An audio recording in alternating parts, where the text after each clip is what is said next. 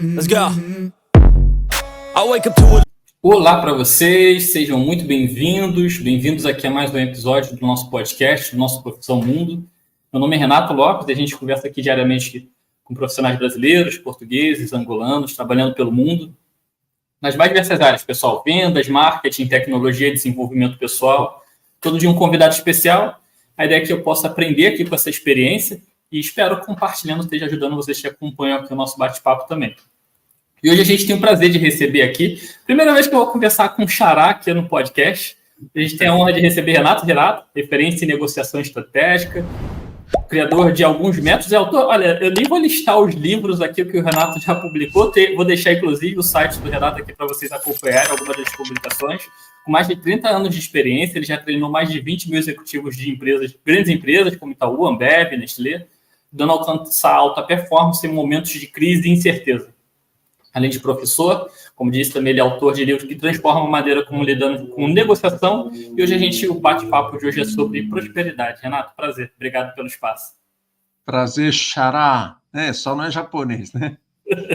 Gente, é um prazer enorme estar aqui com o Renato, contribuindo um pouquinho para o projeto dele.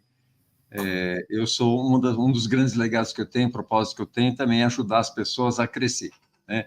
A gente, quando fala de prosperidade, não adianta nada a gente ficar rico num país pobre. A gente se tornar um big boss com gente miserável, né? A gente passa por muita dificuldade no país, tem gente que sobressai, tem gente que fica extremamente rico, mas a diferença de ganho é algo absurdo aqui no Brasil. Então, um dos propósitos que eu tenho, um dos legados que eu tenho, por isso que eu escrevi o livro Fundamentos da Mente Próspera, é entender melhor por que as pessoas realmente não conseguem enriquecer num país tão rico como o nosso. Né, Renato? A gente tem um país rico com gente pobre.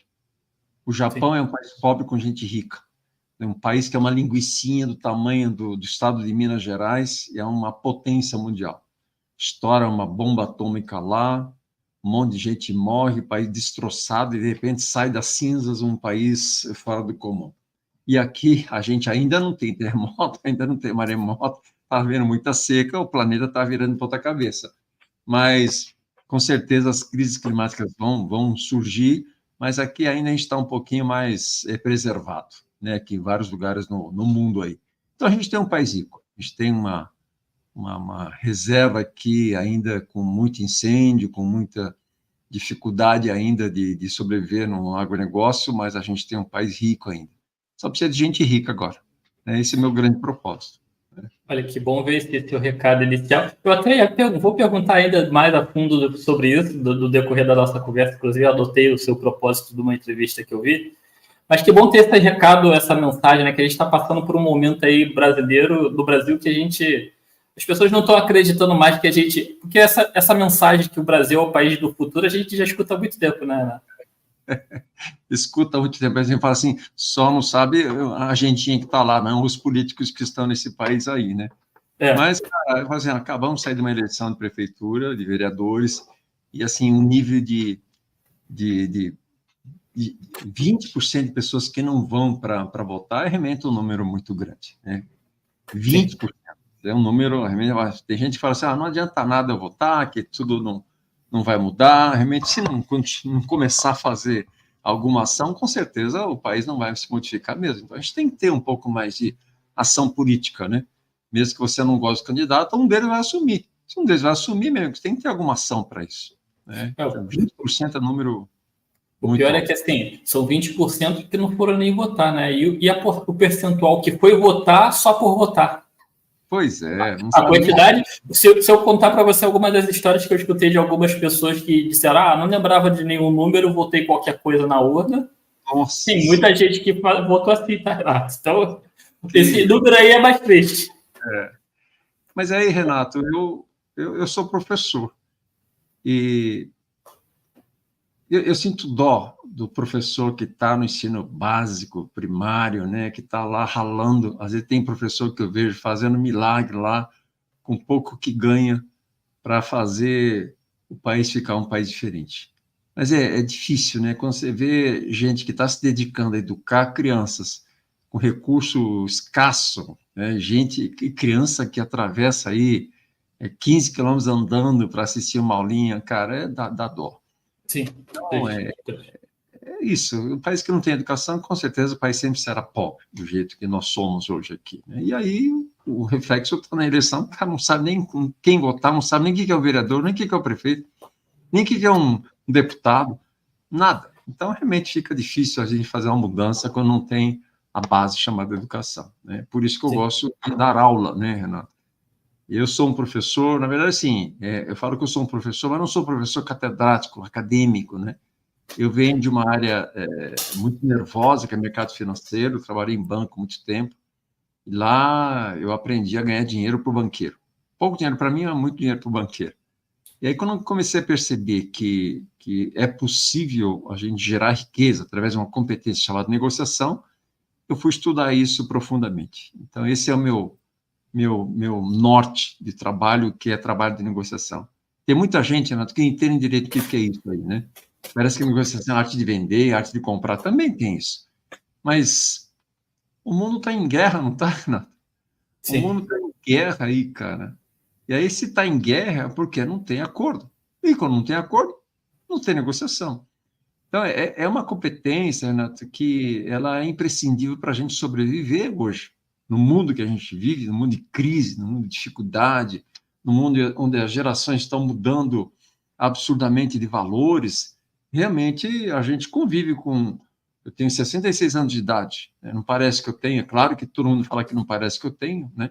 Mas, cara, eu convivo com gente de 50, gente com 40, gente com 20, gente com 15. Minha sobrinha tem 20 anos de idade e a mente é um mundo completamente diferente. E a gente vive em negociação, porque a percepção do mundo é completamente diferente. Então, se a gente está convivendo com pessoas que têm percepções diferentes da gente, é necessário que a gente aprenda a negociar, que a gente aprenda a lidar com conflitos aí, né?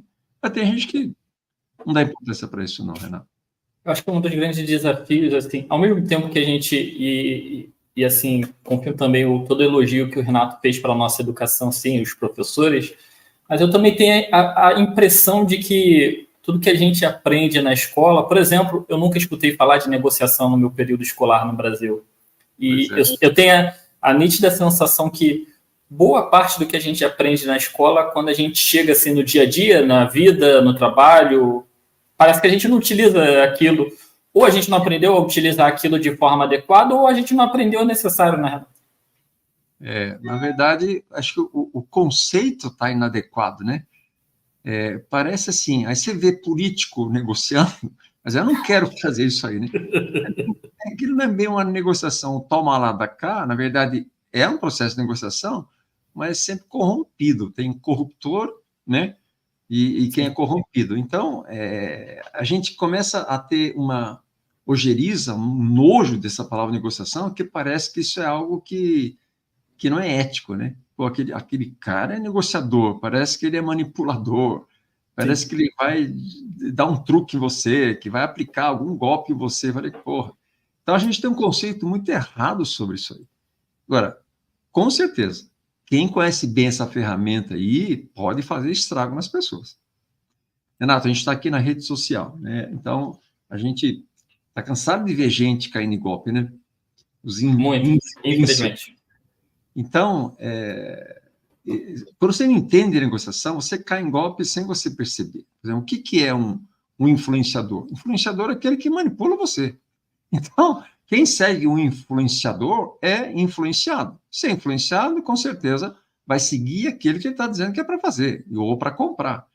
Então, quando a gente não entende direito esse processo, que está dentro de um marketing digital, mas tem um truque psicológico por trás, cara, você vai cair em armadilha, você vai cair em golpe, você será seduzido, você será abduzido também, e aí você não sabe o que tem por trás disso. Tem um monte de truque de negociação, Renato. Então, quando você não estuda isso, cara, você está deixando a sua vida para alguém dirigir a sua vida. É isso. É porque a gente, como você citou, né, como a gente enxerga os nossos políticos, digamos, toma lá da cá, né, não negociando, acho que todo mundo passa a enxergar que negociar é sempre levar vantagem sobre alguém, né? Quando deveria, digamos, chegar a um meio termo justo. Talvez eu vou te entregar algo que vai ser satisfatório da sua vida e você vai me pagar por algo que eu estou te entregando. Pois é, deveria ser sempre assim, né? Esse é o grande problema. Esse é um dos grandes questões. A grande questão é que a gente vive com recurso escasso, né? E o recurso escasso faz a gente aplicar truque. Então, os negociadores que não têm alternativa para negociar, com certeza vão aplicar um truque em você. Então, vai dizer que tem, vai dizer que não precisa, vai dizer que o preço não está bom. Então, todos esses truques que a gente tem de resistência à negociação vão surgir porque o mundo é escasso. Então, a gente tem que fazer, daquele tempo pequeno que a gente tem, o melhor que a gente pode. E aí, a gente usa truque. A gente não usa o que precisa usar de recurso de negociação, vai usar truque. Então, eu conheço todos eles. E aí, Renato, uma coisa muito importante que pouca gente sabe, né? Os grandes truques são truques hipnóticos. Então, eu tenho como formação engenharia, sou financista, mas eu fui entender melhor como é que se fala de verdade, e a fala, na verdade, é uma fala que não convence você, mas que faz você fazer algo porque você quer, não é porque eu estou mandando você fazer, não é porque eu estou dizendo para você comprar. Então, essa é uma fala hipnótica. E quando você entende esse processo profundo, você pode fazer estrago nas pessoas. Então, esse é um tipo de técnica e método que eu não ensino isso nos cursos que eu dou, porque isso não precisa, né? Mas eu falo assim, mas você não ensina? Mas não ensino mesmo. Agora, como toda pessoa mau caráter, ele vai aprender, né? Esses truques aí, o cara vai aprender, não vai aprender comigo, vai aprender com outra pessoa. A pessoa que é mau caráter vai usar ferramentas aí para roubar de pessoas, para furtar e para aplicar golpes com ferramentas dessas poderosas. Então, o que a gente tem que saber é, pelo menos, se defender. Né? Você não vai usar isso contra alguém, defenda-se, cara. Não caia em truque. Né? Então, você vê, toda hora que eu vejo na televisão, tem gente lá, advogada lá, que né, tem 10 bilhões de pessoas que não sei o quê, que aplicou o truque lá do joguinho, do tigrinho, que não sei o quê, tá? E as pessoas vão caindo uma atrás da outra. Cara. Se não é o joguinho do tigrinho, é outra coisinha agora. Por quê? Porque se essa pessoa, eu admiro, tem um truque psicológico, a gente chama de viés, né, que é um caminho crítico mental. Se eu gosto da pessoa, se eu adoro a pessoa, se eu idolatro a pessoa, tudo aquilo que ela fala é bom. Tudo aquilo que ela fala que para eu fazer, eu vou comprar. Então, cara, esse processo de negociação. Então, as pessoas não entendem direito essa coisa de idolatria. Quando você idolatra alguém demais, como é que pode você amar uma cantora? Você não ama a cantora, você gosta daquilo que ela está fazendo. Trabalho. Mas amar a pessoa é uma coisa diferente. Então, quando você diz que ama, você entregou a vida. E aí a pessoa fala assim, eu agora sou cantora, mas eu estou fazendo propaganda de um sabão em pó. Nada a ver uma coisa com a outra, você vai comprar sabão em pó porque você gosta da pessoa. Não é porque o sabão em pó é bom. Sim. Então, todo esse processo que eu falo que é da propaganda, que é do marketing, realmente tem truque hipnótico por trás. A gente tem que saber se defender disso. Não precisa usar, mas tem que saber se defender.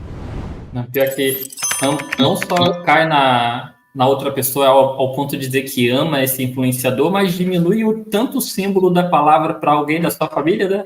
Porque se você ama alguém que você nunca viu pessoalmente na vida, nunca trocou alguma ideia, como é que ele está no mesmo nível da sua mãe, do seu marido, da sua esposa, né? É uma questão bem complexa que você trouxe.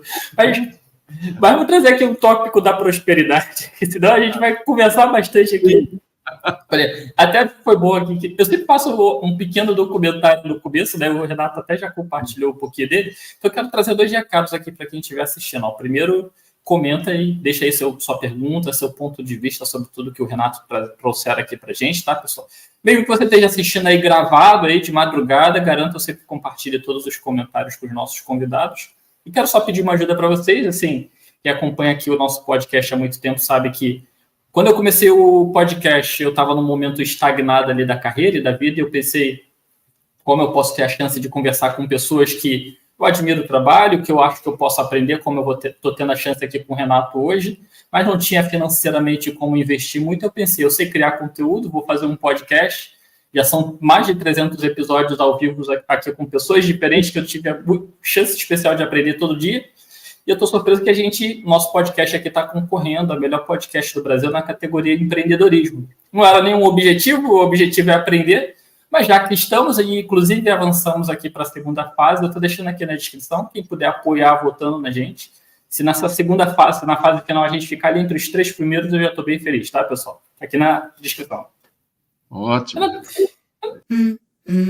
Let's go. I wake up to a